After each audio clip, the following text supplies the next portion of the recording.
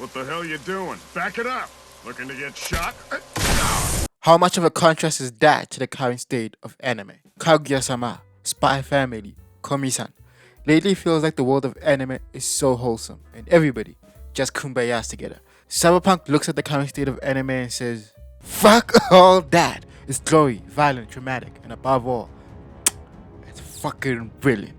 A futuristic world, contrasting the realities of the suits who climb to the corporate ladder in order to live in the lap of luxury, and everyone else who ends up as a bottom feeder who has to risk their life in order to make it by. And even though it's an animated world, it doesn't feel that far off from our reality.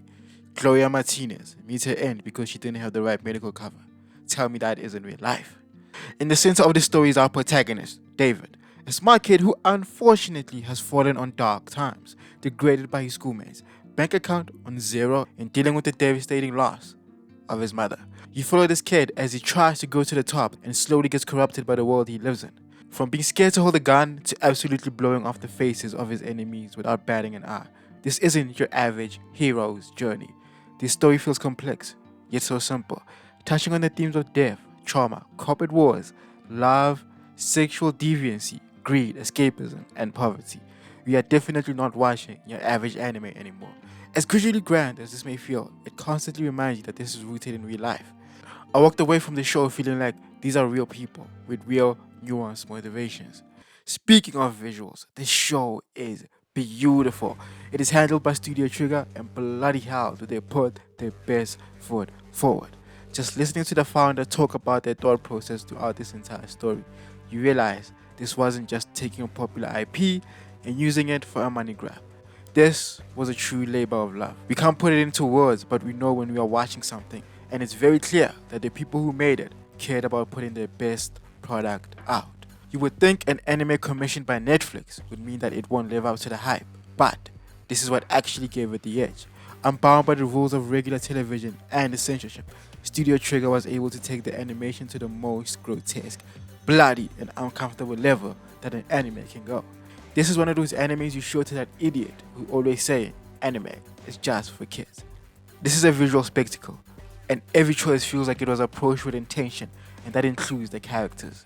The character designs work so well. Just to look at these characters, it's clear what they're about, just from a single glance. Faraday just looks like the corporate bad guy who will eventually fuck us over. Main is 100% the big man in charge. Every piece of clothing, hairstyle, and upgrade tells a story that is congruent with the personality of every character. You don't get backstories, the anime tells it to your face. And before that, Like I said, ask it yourself if you're interested, kid. I don't give two shits about people's pasts.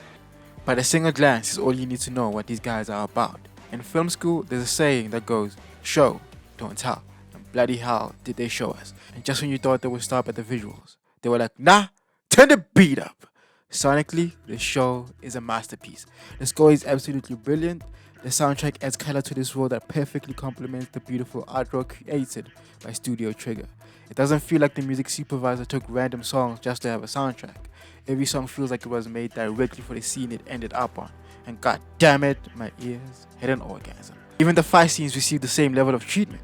The rich man uses sophisticated gear, and everyone else just gets down and dirty like a street fight would play out. There's no weapons off limits. Guns, hammers, drones, sights, psychological warfare, fucking strings, and bloody hell, we even have mercs. All these weapons open up the door to the idea the person with the best upgrades wins. But nah, there is a risk of cyber psychosis, where too many upgrades could mess up your mind. So one can't just go for a cyborg. I mean, except for this one guy, because you know.